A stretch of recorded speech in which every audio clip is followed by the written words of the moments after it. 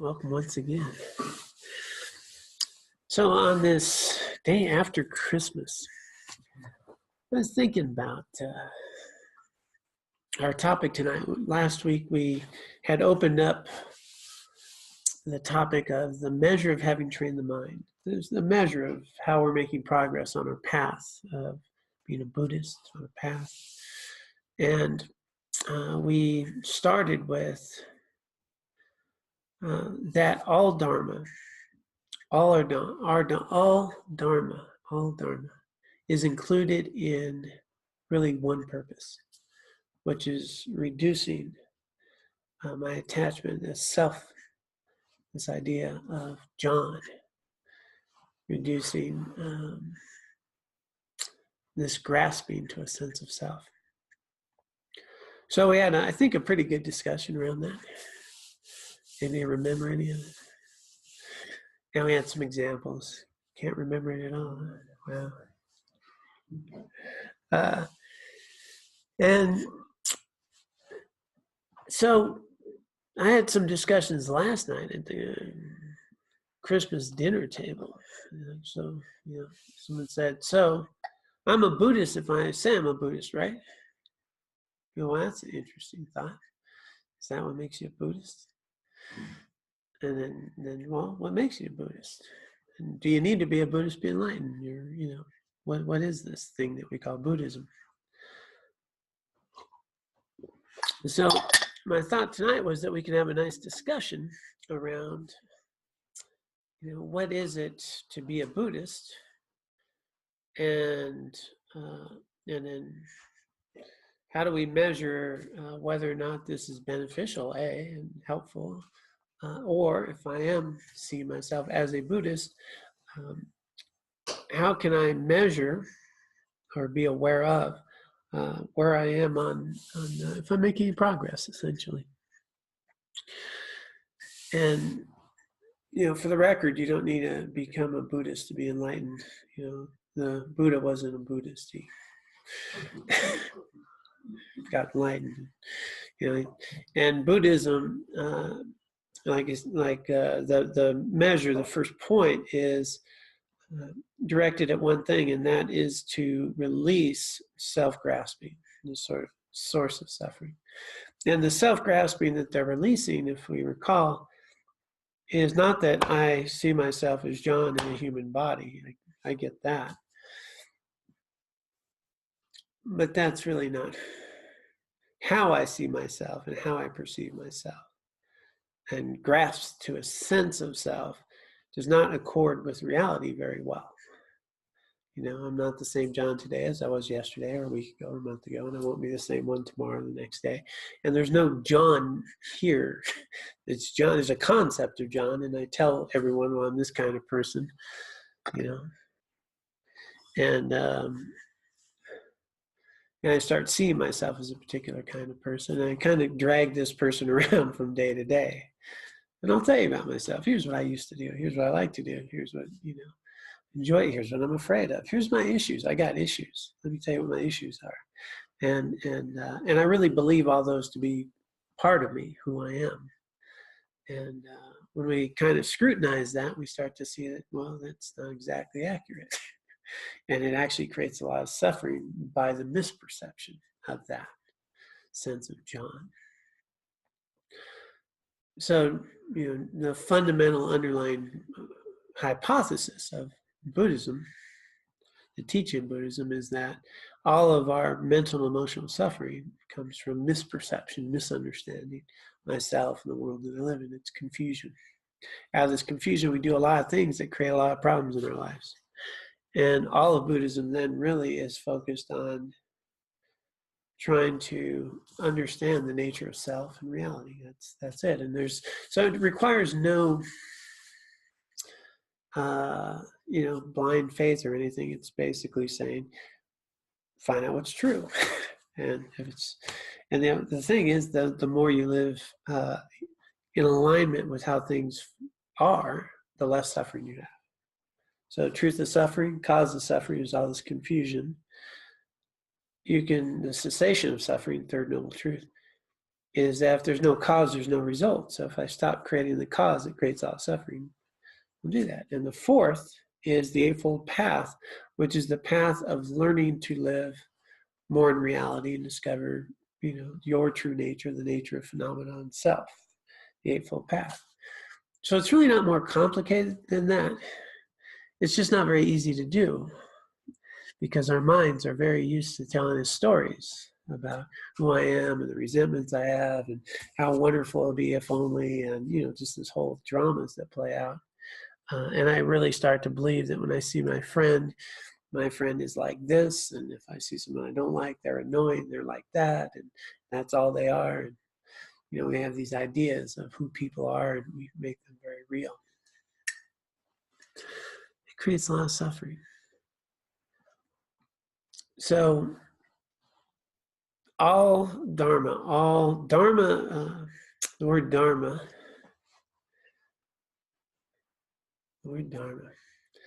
refers to the nature of reality, really. So Dharma, we have Buddha Dharma, the teachings of the Buddha that lead to this truth. But Dharma itself is really the nature of it. It's truth. And when we talk about Dharma, it's even the realizations that we've had that help us see clearly. So all dharmas, all of these things that we call dharma, is anything that helps us see more clearly. So we might see more clearly reading, Carl Jung. That might be a dharma.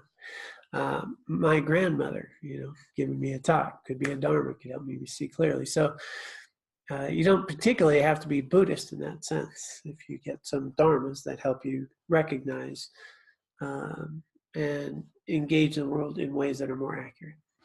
So that's good to know. So dharmas in everything, and all dharmas have one purpose: to lessen that self-grasping. And we can start measuring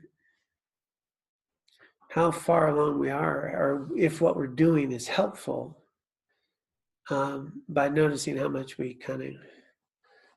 pride, how much attachment I have to how I want things to be, and how confused I get, because often I'll start to actually think I'm the center of the universe.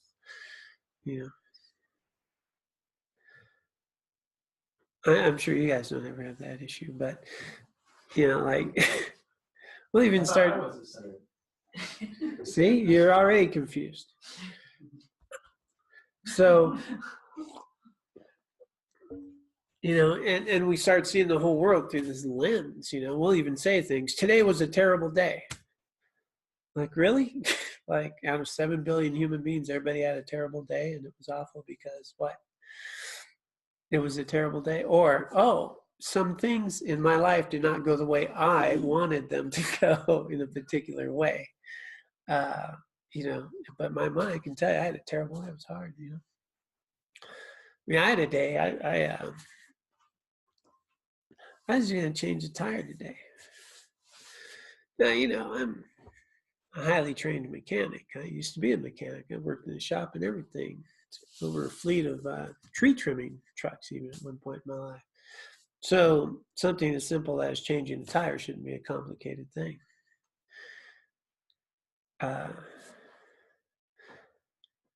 One slipped over jack with a car falling, one jack that no longer works.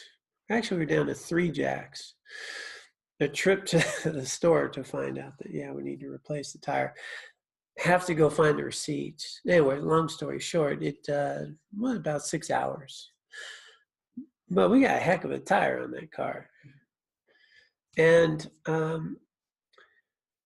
so to kind of understand how one way could be suffering or one way could be lessening suffering, we could say, in my mind, right, in observing that, oh my God, I just bought this jack not that long ago and the seal doesn't work, and this sucks. Or I could be looking at, well, my son-in-law has an old jack, and I can borrow that. How fortunate. Or, this jack that's made for the Volvo actually doesn't lift the Volvo high enough. What kind of moron would make that up?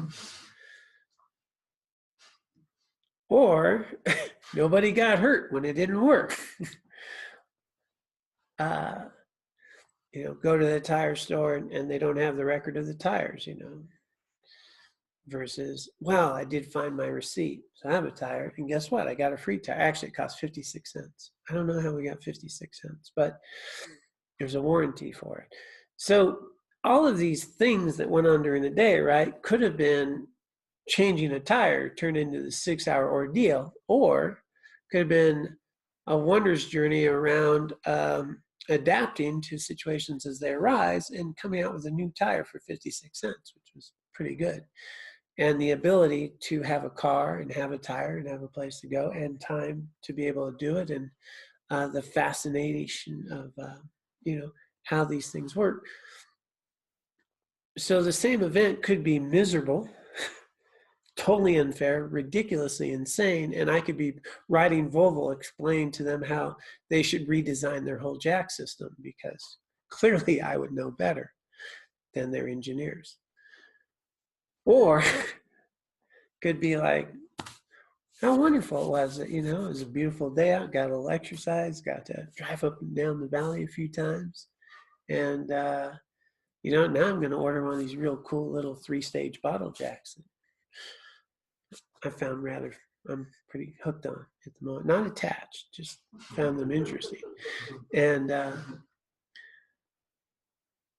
so one activity for a day could be this ordeal, or it could be kind of an interesting, wondrous thing, and could even have some jokes out of it. And the only thing that makes it one way or the other is what? What I'm attending to, my perspective, how I'm viewing it. And if we don't realize we have that power, we forget, right? We get very caught up in, I wanted to do this, and I wanted to be to work at 1, and I had a plan. I had a plan how the day should go, and I'm the center of the universe, and it should work this way. And if it doesn't, then I'm pretty angry and frustrated. And I didn't get to work, and I didn't get to do this. And, all that stuff can happen. And who's creating the suffering? The car, the situation, the day, the people at the shop, or me? Well, I am. So Buddhism starts to look at, there's enough actual pain in the world. You don't need to create any extra. You really don't. It'll come. And if I can start to bring my attention more into the actual things that are happening instead of the stories I tell about them, the way I elaborate upon them, you're going to find that just initially, right, and we're just, entry point, that very little that you actually do during any given day has much actual mental or emotional suffering in general. Sitting in a car, driving up the valley is not very physically challenging. Walking, back and forth to the shed, not very challenging. Cranking a little thing is not very challenging. And the sensations in the body and my steps and the things I'm doing, that's just doing things. But my mind will fill in a whole story about those. Like, oh my God, I have to walk all the way back there again. Whereas if I go to the gym, I actually want to walk for 20 minutes. But if I have to walk back to the shed 3 times, now I'm frustrated. What am I paying attention to? How am I elaborating? But walking's just walking. Talking's just talking. Engaging with life's just doing that. I have hot water right now. It's kind of nice.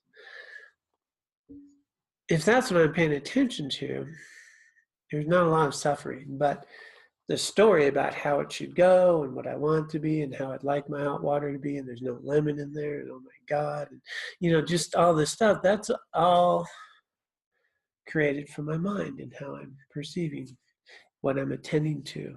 And a real chronic habituated way of becoming the center of the universe, as though all these things should be happening in a certain way to give me pleasure, and so I can avoid suffering. And it's just phenomenal how much we can do that on autopilot all day long, and how quickly we could do it even after leaving a Dharma talk where I know I'm not the center of the universe.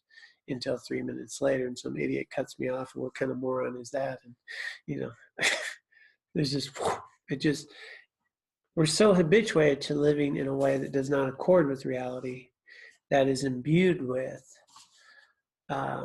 this mind of mine that just fills in the way things should be, that it's very difficult to shift that. It's very difficult to live in reality because my mind's got a whole different story it wants to tell me all the time. And what it's like, I think of it as a teenager, really, who wants to be entertained and wants to feel good and does not have a lot of delayed gratification. And it's always got something to say, too. Right now, he does. But we'll eat popcorn later, okay? And this idea then of being a Buddhist, what's being a Buddhist is to start to recognize, so the entry point of what we call a Buddhist path, these 5 paths. The first path being the path of accumulation is renunciation. It's renunciation. So what are you renouncing? It's not that you renounce the velvet cake that I have at home waiting for me. I mean, right? There's some velvet cake there still, hopefully. I mean, I'm not attached to anything. It just came up because someone's offering it. So it's not that you can't enjoy a good meal, or it's not that you can't be warm or you can't take a vacation. That's not renunciation. Renunciation doesn't mean you live in a cave and you eat rice and water. Interesting side note.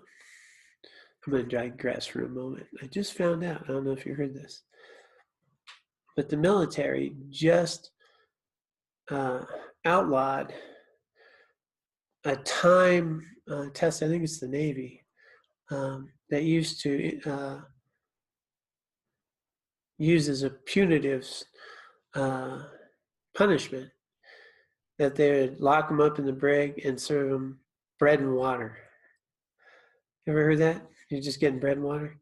They just ended that just this week. They've actually been doing it all these years. People could still do that. You're going to the brig and you're getting bread for up to 3 days. Anyway, I thought it was interesting. They just started it up again. No, they just finished. They cut it off. Yeah. Sounds like heaven. Yeah, not bad. Just sit here, bread and water. Not like the monastery. We had bread and tea in the morning for breakfast. Lunch was bread, tea, and a vegetable. Bread's just not that good for you. Bread. Yeah, some bread is though. Sampa and some stuff. Yeah. So, but we digress.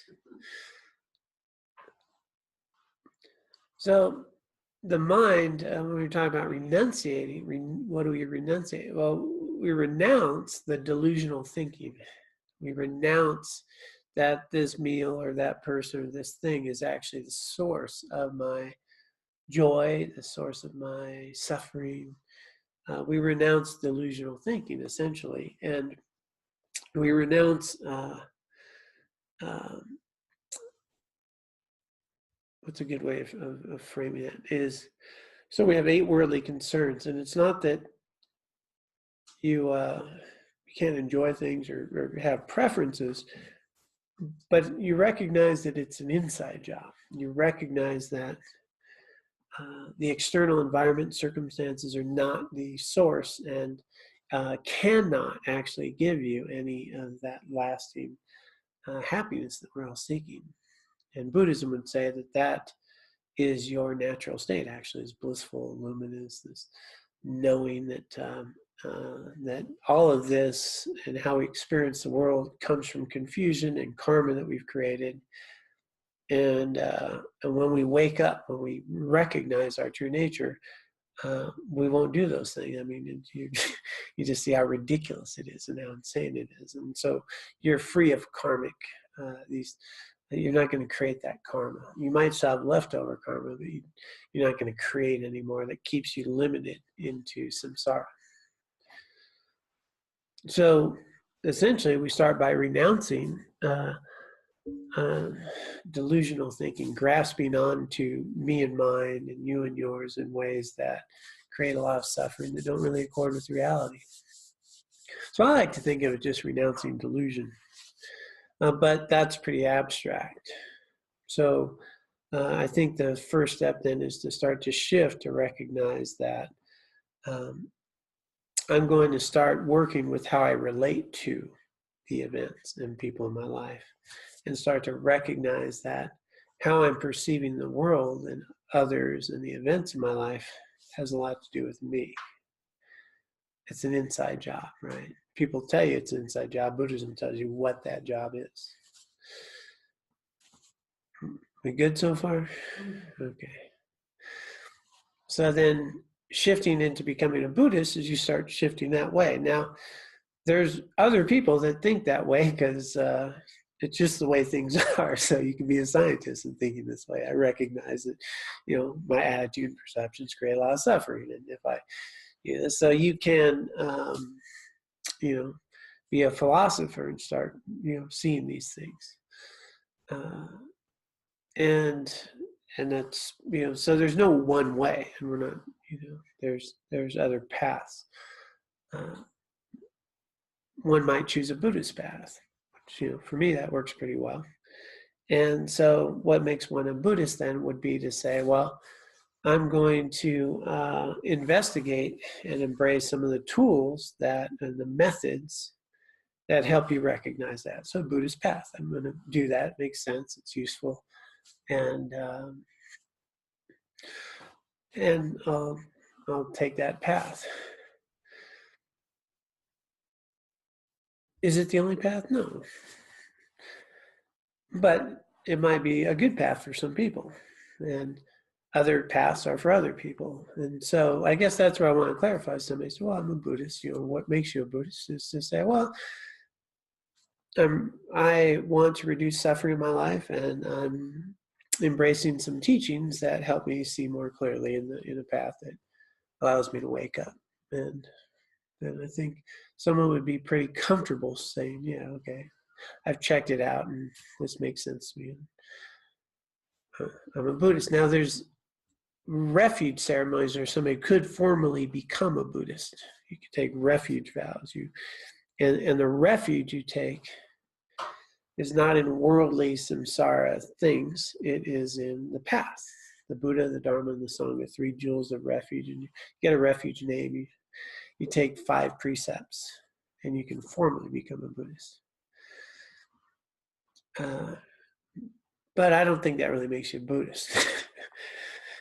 You could take those vows and not really do those vows. And, you be really cool about having your name and a little certificate and a picture of you with a lama. And then you could be really attached to that picture of you with a lama and the name, and maybe not be very Buddhist. But you could have not taken any of those refuge vows and really decided, I want to stop being delusional, and I'm following some teachings that help me live more ethically, help me stabilize my mind so I can be more present and start seeing the world a little more accurately, work on some tools to recognize how my interactions are and how they're interdependent. Yeah, that would probably make you a Buddhist.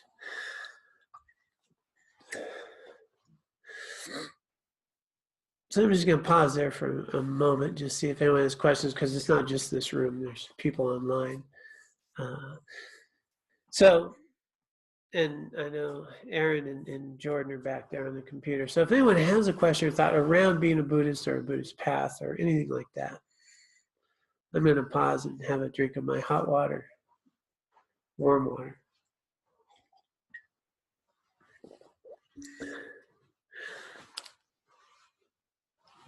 Okay, I think we're good then. So this might lead one to a Buddhist center where they have Buddhist teachings. And the thing that I value a lot about Buddhism is that it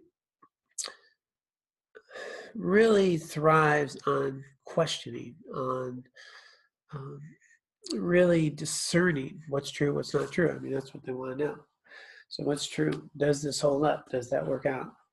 And so there's a wonderful then investigation around the nature of self, the nature of reality.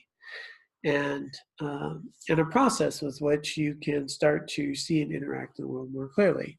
So there's no sense that you have to do this or that, but here's some framework from which we have found over many, over 2,000 years, some methods that help you do this very clearly. Some of them you'll find in other traditions, and the foundational one is ethics.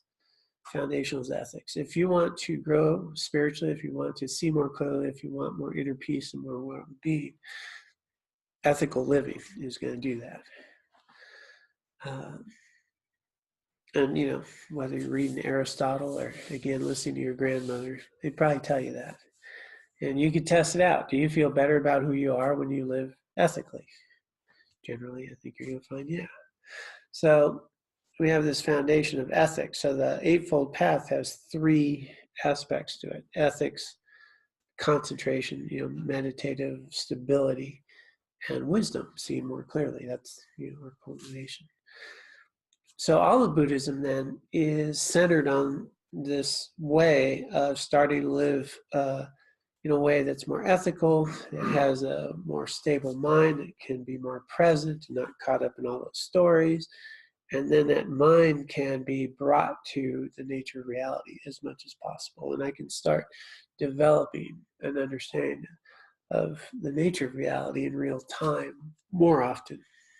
And then ultimately all the time, where I can start to see, experience with direct realization that how I'm perceiving you and how you're arising to my mind and how I'm filling in the picture and the sensations that arise and the story that's being told all in real time.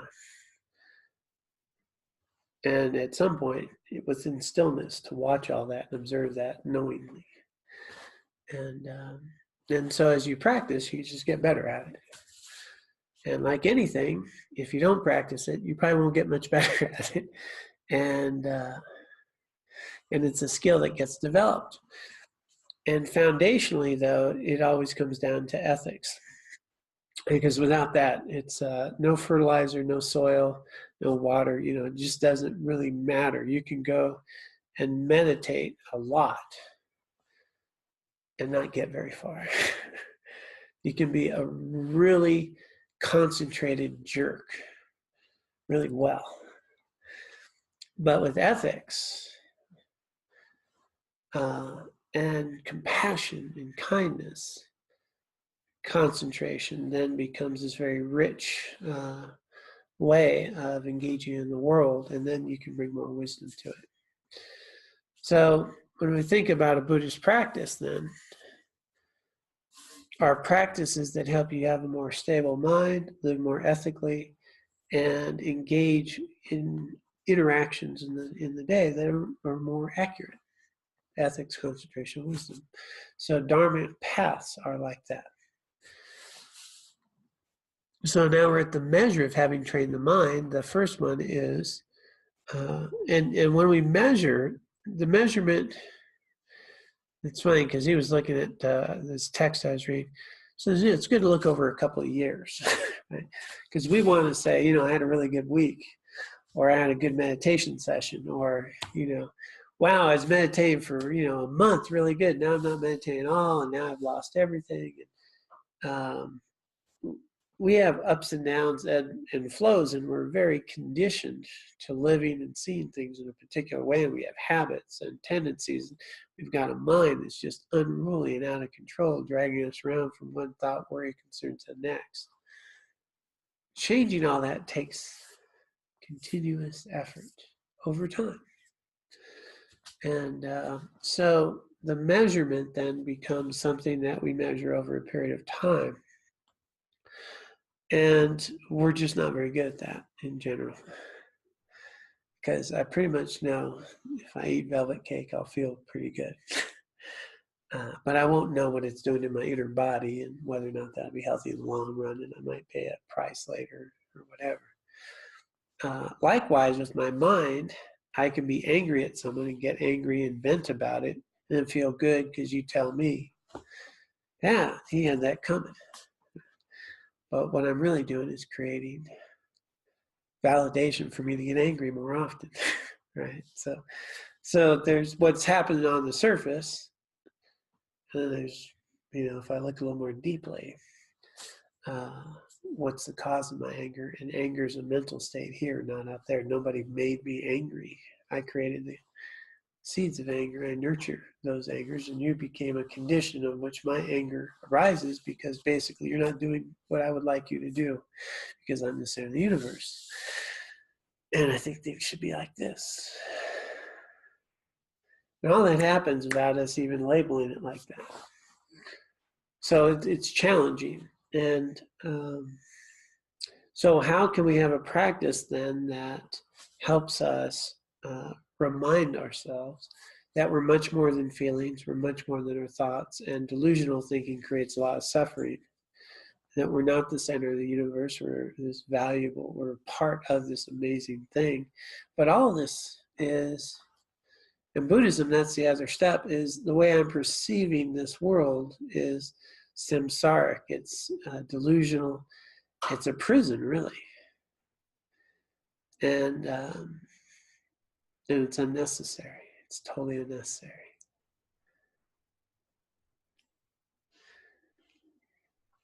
But what keeps me here is my attachment to these things. And so waking up would recognize that I'm not just human, I'm experiencing the human form, and I'm much more than all the things that I grab onto. That you discover as you go. So in Buddhism, they would, the idea is that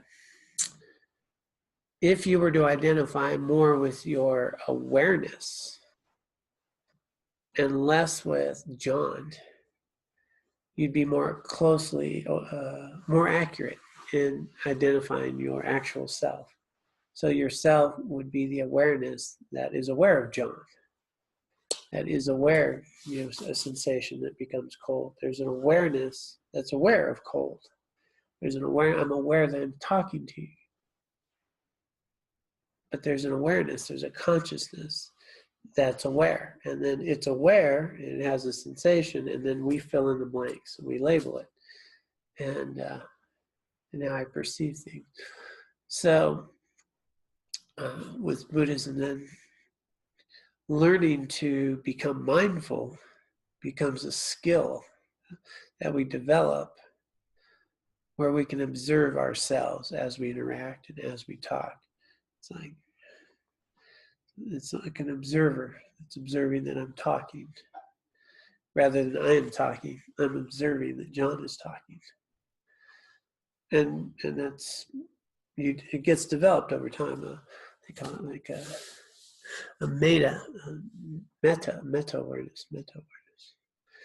That's psychology, the neuroscience calls this meta awareness. But I think we can get that. I think you can be aware if you just right now, you can even become aware of your body. You're just aware. You might be able to be aware of the space behind you.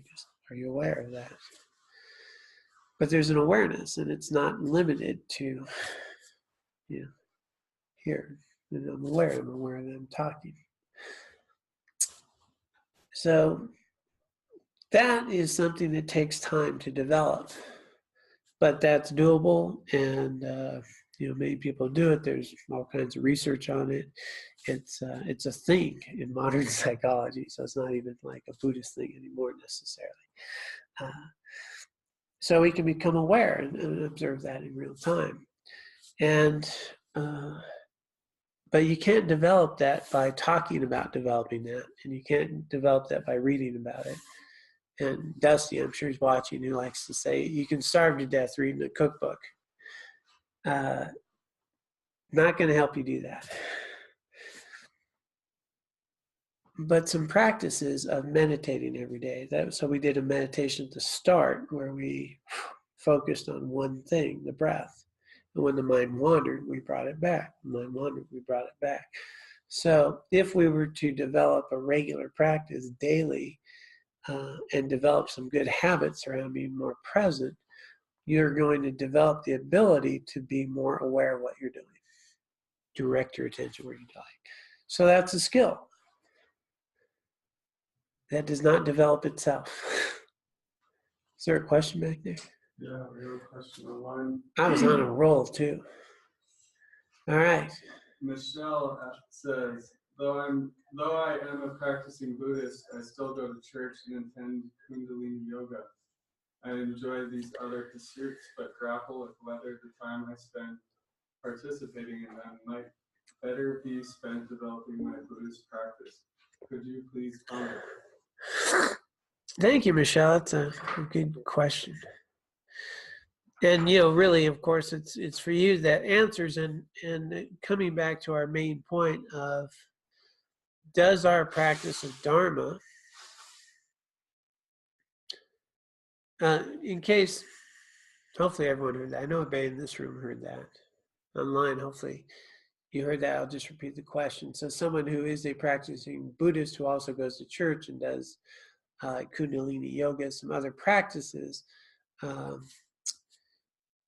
question is doing some of those things sometimes might be taking me away. It might be better spent on some Buddhist practice.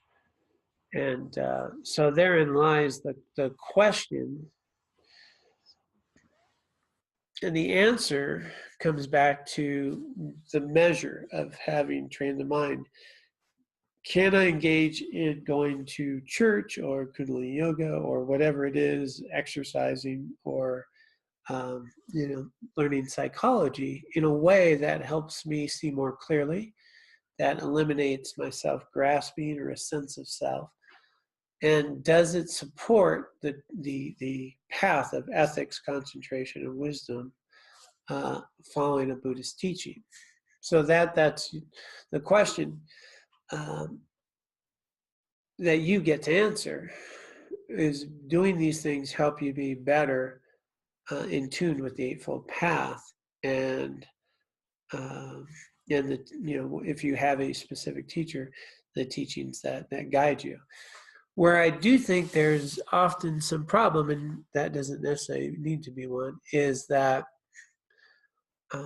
there's a tendency for humans.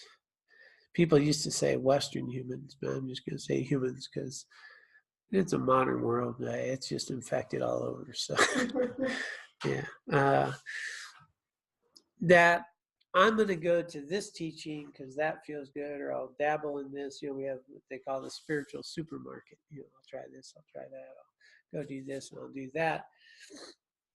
And if I do that, I keep finding things that resonate with me. This resonates with me. I'll say that really resonates with me, or this resonates with me, and that's not always a very good thing because that reifies me. I'm finding the things that support the way I think and what makes me feel good. When the path of Dharma is actually about eliminating that sense of self and noticing, and sometimes it's what does not resonate with me is what I really need to look at. And so a guide on the path, and that's, I guess, where the best answer I come to is what's really valuable is that when you decide, I really want to follow Buddhist path, it's good to have a Buddhist teacher who can guide you on that path. And then, they can help with some of those tools, because they'll know when we're bumping up against things that we need to walk through instead of run from. It's the other analogy that I use a lot is, if I do a bunch of different practices, even within Buddhism, I can do lots of different practices, or I could be doing them with lots of different spiritual paths or philosophies. What I'm doing a lot of times is I'm digging 1,000 holes about a foot deep. I know a little bit about a lot of things, but if you want to get somewhere, you want to dig one hole 1,000 feet deep, right? So a path gets you somewhere. You're going somewhere, and so sometimes these other things can help you go somewhere, and sometimes those other things can get you off the path, or we wind up circular. So the long and short of that, you got to answer your own question. but that it doesn't necessarily need to prevent you from engaging in a path. You might find the community and support in a particular group that's not Buddhist very helpful for you to engage in your Buddhist path. And, doing types of yoga, obviously can be really helpful as well. Meditation is yoga, and all these forms of physical asanas are designed so that we can be a yogi, be able to actually meditate. So those tools might be very helpful. But that's the idea, though, is to have a path. And the next phase on that is to, if I'm going to have a path and have a teacher, well, I would like to know that it's an authentic path and an authentic teacher. And so that's often kind of troublesome, because there's a lot of people teaching and want to teach Dharma and like to be a teacher, and maybe are not very qualified or don't have much realization, and maybe don't even have a real lineage of, so that happens a lot, and we don't need to name names or things, but there's some more recent Western ones that have crumpled, and there's some very traditional ones that have had these issues as well. So it's not Western, Eastern. It's just it's important to check out your teacher and your lineage, and recognize whether or not this is something that is worth investigating your time and energy in. So how do you find a teacher, and how do you find a path? How we do that? And within the having trained the mind, the measure of having trained the mind, the first one is that all these dharmas lessen that self-grasping. The second one is this. The second way is that we rely upon our own witness to ourself more than what others tell us about ourselves. But the third measure, the way we ultimately measure this, in a sense, in a very conventional way that's real easy to identify, is how happy are you? If this stuff's making you happier, if you have a greater sense of contentment and well-being, well, then it's working. If you're practicing Dharma and you're suffering a lot more and you're anxious and you've got anxiety and it's troublesome, then it's not working very well. And so this is how I evaluate a teacher. I don't want a teacher who's got a lot of issues. It just doesn't make sense to me. Okay, if the measure of the path is there's someone who has some contentment and well-being and doesn't get ruffled and isn't caught up in themselves and all that stuff, well, chances are, then if they treat every human being they come in contact with as the same value, whether they're a donor or not a donor, and those types of things, you start noticing that. Well, has this person got those qualities? Well, then I think, and then of course their lineage, we check out those things, that they're trained and they have permission to teach and all that. But they can have all those things, and you could still see that they might have, a sense of ego, or really self-obsessed or anxious or get angry, all those things that are mentally afflicted states. Well, why would you spend all your time and energy to eliminate those with someone who hasn't, right?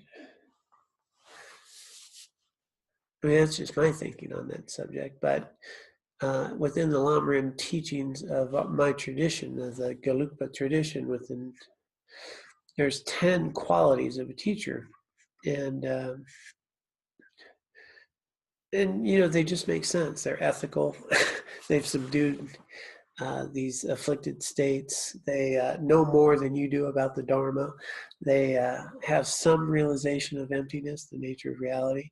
These things are just basic, and you would think, well, I would check those things out. And I wouldn't check out that they're popular or charismatic, or, they even have, fame. Chato Rinpoche, just this great yogi, passed not long ago, a couple of years back. He was nearly 100, but he had these 3 types of Dharma practitioners. I'm going to get close to how he phrased them. But one is one who looks like a practitioner, very much so, dressed so, and doesn't know has no realization. Then there's the one who, they present themselves very well. The second type is one who speaks very well and can quote things, but has no realization. And then there's the third kind who doesn't look like a practitioner, but is. And so that's what you look at. You look at the inner qualities and how they engage in the world. And so being Buddhist, especially now that, there's more spread things, but it's not Buddhism, it's just across all things, whether it's yoga or other, spiritual traditions, there's going to be more qualified people and there's going to be less qualified people and there's going to be some harmful people. And it's really damaging when we put our faith in someone and commit to a path and it crumples. It's really damaging. It's really damaging. So I do invite people. It's said in our tradition, if you spend 10 years checking out your teacher, that is time well spent before you decide that they're your teacher. So there's no rush. There's no rush. And it's, which doesn't mean you don't go to teachings or try things. It's, before you really settle, that's a path. My current teacher has like 5 years. So my lamas had passed. And so I was like looking for my next teacher. I mean, I kind of knew who I was drawn to. There's a few, funny, I've got my little list, right? Like they'll get to be my teacher.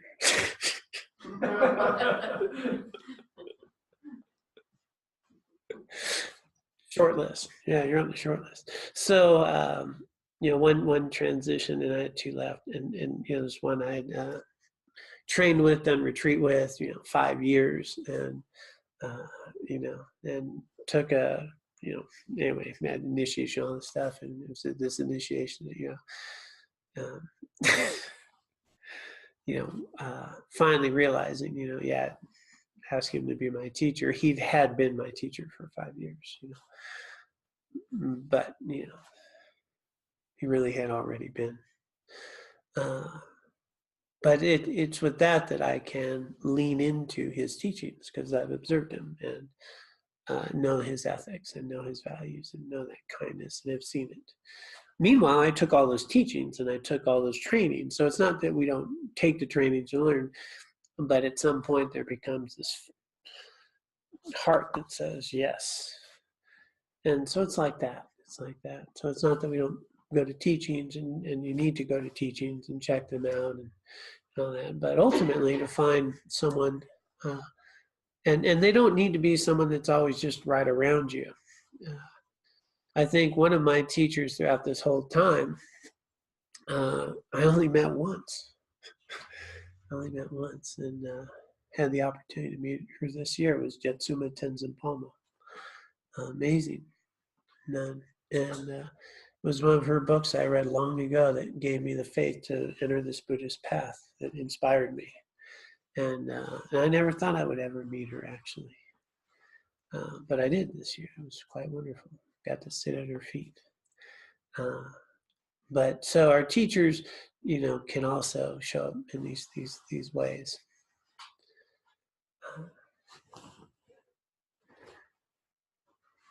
So, talk about a couple of things. Just invite any questions or comments. I'll pause there for the internet as well. Yes. Thought just about this third measure. Am I happier? Do I suffer less now than in the past? It seems that there's a stage at which I don't know enough and I actually could misconstrue what kind of happiness that is. So it seems like that's a dicey introduction. Yeah. So, yeah, we didn't really unpack the teaching, so we hadn't really got there. But the point Laura's making is that when we're talking about happiness, we often get confused happiness with a sense of feeling really good all the time, like being happy, perky. And that's clearly not what we're talking about. It's not that clearly what you're pointing out. Walking around being perky happy all the time is probably going to damage your nervous system. And so, but a sense of well-being, a sense of not getting rattled, a sense of stability. There was a term that he used in this text. There's a cheerful equanimity. Cheerful equanimity is sort of a positive framework that whatever's coming your way is an opportunity. And even though it's hard right now, it's an opportunity. How quickly your mind sees it as an opportunity, how quickly your mind goes to bodhicitta, the great compassion.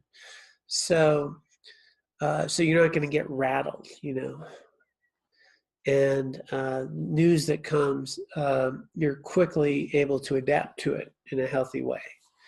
And so that sense of well-being would be, what we might call it more, but this sense of cheerful, I like that, cheerful equanimity.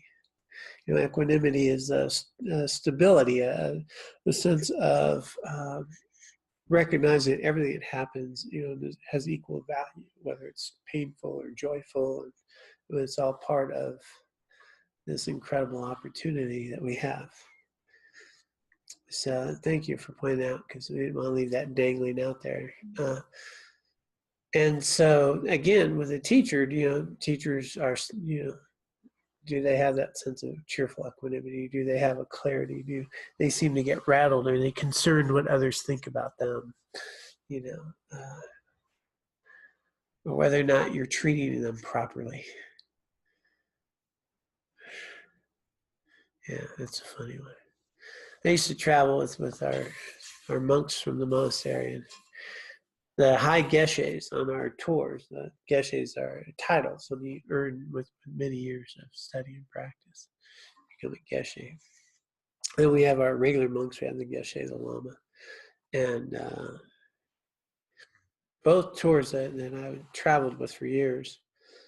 The geshe was the first one up in the morning. He was the one sweeping the front porch of wherever we were staying, oftentimes, or reorganizing the trailer while the young monks are sleeping and doing other things. Like the highest lama is doing the most humble things and washing the dishes and things. And that's what it's like. It's like these great lamas, are these very humble, just beings. There's some realization there. It's quite special to experience. Yes. Well, it's interesting because I was thinking along similar lines, just I've done trauma therapy work and training and stuff.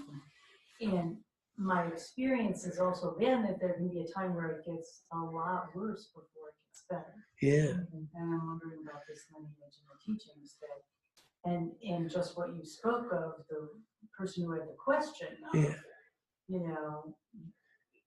if you run into a time where you're not getting happier or even more equanimous or content, is that then an easy time to divert to some other teaching because I'm not properly happy, I'm not, And so that acknowledgement that when the ideas and the attachment to self are kind of falling apart, that can be a pretty disturbing experience. Yes. Personally speaking. Yeah. Yes, and that's why the emphasis that was mentioned earlier was like, if you're looking at 2 years, not I had a bad month or a bad 6 months even. That's why path and a teacher is to understand we're going to have depression, we're going to have things that happen like that. I personally, just my own, I found a fascinating experience of having some progress years ago. Probably year 2000, really year 2000. I hit a depression, and I had a depression and low energy, couldn't focus, all that stuff. World fell apart. Everything that I had perceived or had built in my world, it just crumbled. And I was a single dad taking care of my daughter, which helped me function and get out of bed. If I didn't have that, I don't know that I would have. And and it took some months. I forget how many months, but something fascinating. It sucked. I had all the things of depression, and I had low energy, and I couldn't focus, and all that. You know what? It never happened in my mind was it was never hopeless. I never thought for a minute it would last,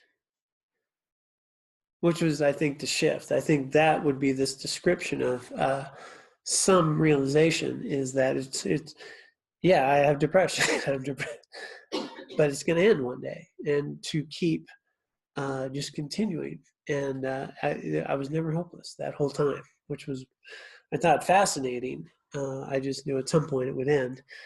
And I adapted, and I had to do some different things. I had to talk to professors I had around my inability to concentrate, and had to do some extra work in some different ways, and had to get some help and some support. But it never felt hopeless. It never. So it was, for me, I thought that was a really good sign of progress, right? It sucks. I'm depressed, but it's a phase, and it's just part of this experience. As you engage in this path, what you'll also recognize is that it's purification. I'm actually getting rid of this stuff, and I'm freeing myself. And so we're at fifth point in 7-point mind train. So we've already, theoretically, these are Buddhists. They've done all this training. They have some understanding of the interdependent nature of reality and impermanence, and they've been practicing bodhicitta. And then we're at this point where I've done these things, and now how do I know that I'm making progress? So it's been a couple of years, and so I'm going to have more contentment even when I'm sad or depressed. I'm going to have more resiliency, and actually give myself, like, I have no problem feeling no energy or no motivation. I'm okay with that. I don't have to change that. It's like, well, that's where I'm at right now. And it's okay. That's just what I'm experiencing right now. And then I get up and do what I need to do, or I give myself a break. Where I think we run into problems is that we don't want to feel that way. That's a problem. We don't want to have an injury, and we want it to heal quicker. We don't want to feel these things. We don't want to feel some emotional, difficulty, as opposed to that's what's arising.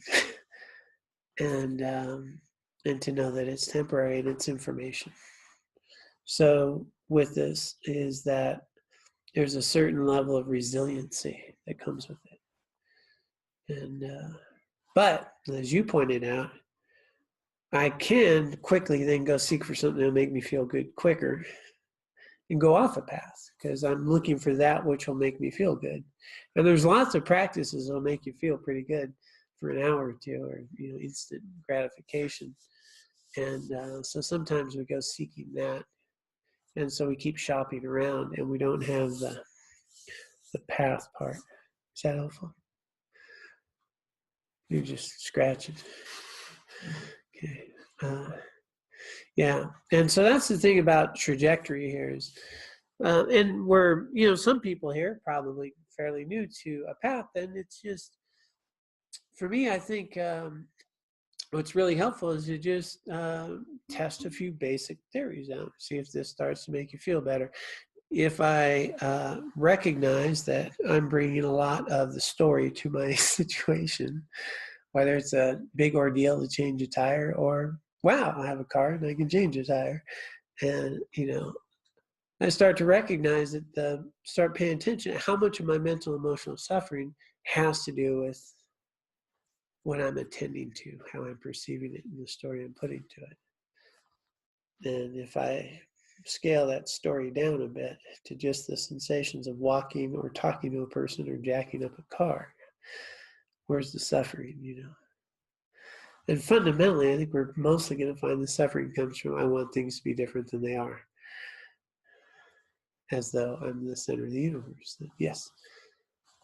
My problem is that I've always been like really sensitive to energy and sensitive people that are angry around me or depressed around me, that it kind of rubs off. And so sometimes it's hard to separate, is that mine or is that theirs? You know, and really be able to separate myself, especially from people you love, you know, and especially people that like, you know, Adam he's got a little wound on his bottom, so he has to lay on his side, and he's like, it was torture all night long. Yeah. He's like, I didn't even want to live, and it's just like, like, you know, it hurts, you know, and so it's like even like mildly like Christmas, you know, everybody's so stressed out, and so you're out driving and you're like this, and you're like going, gosh, what is going on? And I'm like, oh, this isn't mine, you know, but it's hard to separate sometimes. Other people suffering. Yeah. All of a sudden you start feeling like you're suffering. Right. You can take it on instead of just recognize that, well, that people, some are stressed and some aren't as stressed. And some of people's stress is because they want things to go well. You know, I stood in the middle of City Market the other day, just before Christmas, you know, everybody's rushing around to get their stuff.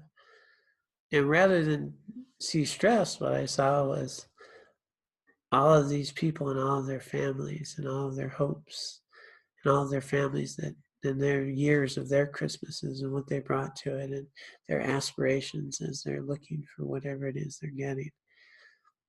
And it was really quite, you know, amazing to see that and to see the interactions and the hopes and dreams. So again, it's what I'm attending to. I could attend to people being stressed, trying to get that thing, or that their hopes and their desires and their families and the families that raise them and this whole thing that I'm experiencing, because fundamentally, everything I'm experiencing has a lot to do with me.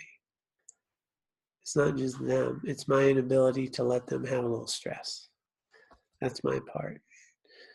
And then and I think where you're specifically getting to is that skillful place of where can I help and where can I just let them have their thing. And that's the dance that you've been doing. And that is, you know, just something that takes time, as you know, that you're getting better at, I'm sure. And but that's the thing, right? How much is just allowing someone to have some pain, because that's what they need to have, and that's what it is. And how can I, you know, take care of me in that process? And versus what can I do to relieve the pain? You know, is there something I can do? And where's my role, right? That's that dance. And that's a really, really hard thing, you know, much more so even when you're a caretaker that a lot of people have. So, but I think what I've experienced just from the bit I know about you seems like that's something you're getting better at. It's my head anyway. Yeah, but it's hard. Yeah. Knowing this stuff does not change this. You know, it's really practicing with it, you know, and some days are better than others, right? And, but fundamentally, the more solid we are, the easier it is to deal with that. I keep always coming back to there's some sense of me wanting things to be different than they are and how I'm attending to it. So I keep tweaking it on my end, and I find that becomes easier.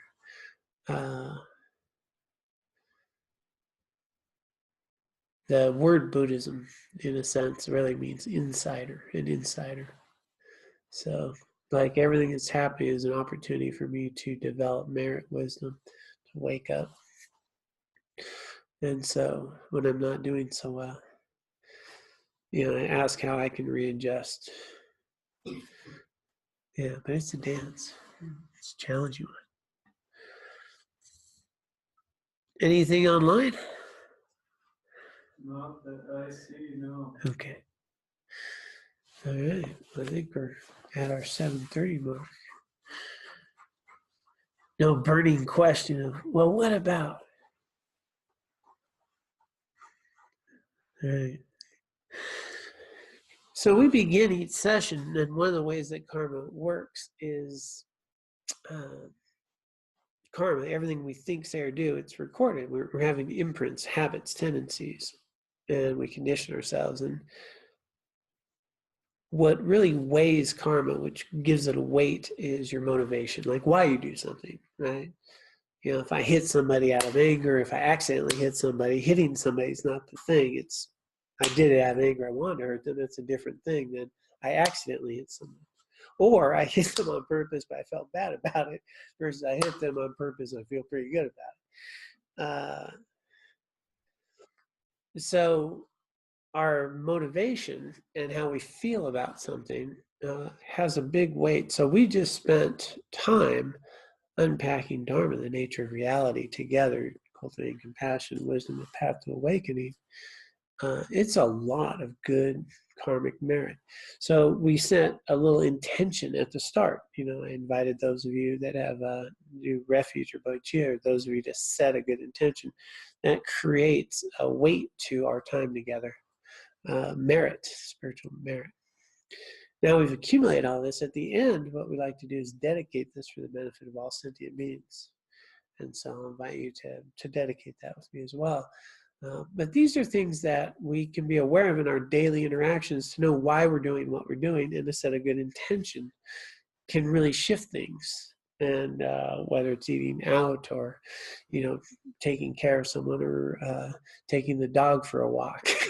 I could just be taking the dog for a walk because the dog's antsy, or because I really want this dog to be healthy and well, and you know, have a good intention around that. And so we can really do daily interactions in ways that create a lot of good in the world and in our minds, and creates merit all simultaneously by being clear about our motivation.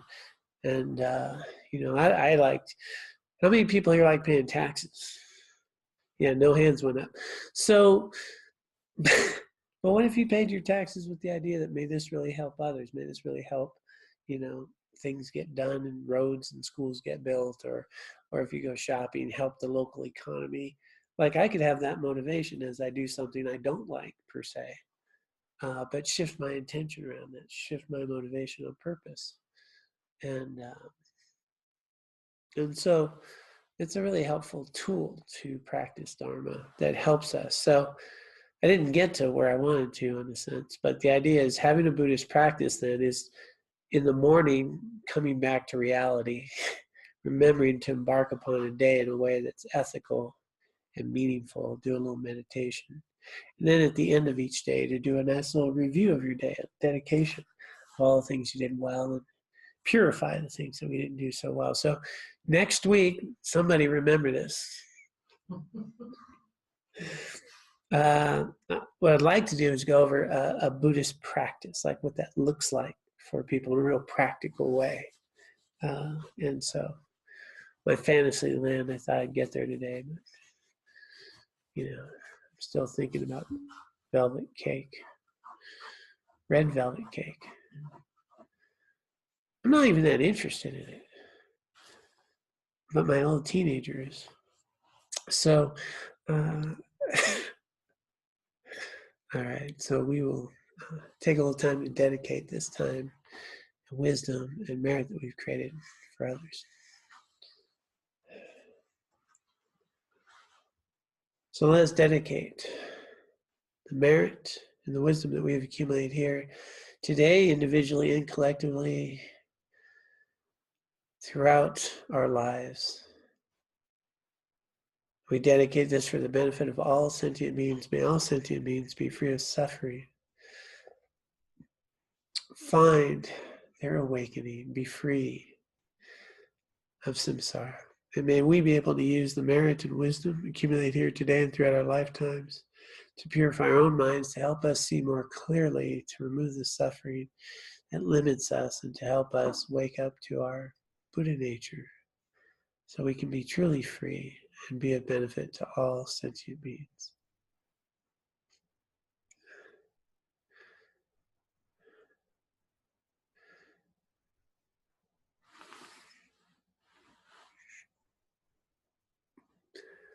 All right, thank you all so much. Good to have you here. Nice wintry post-Christmas day.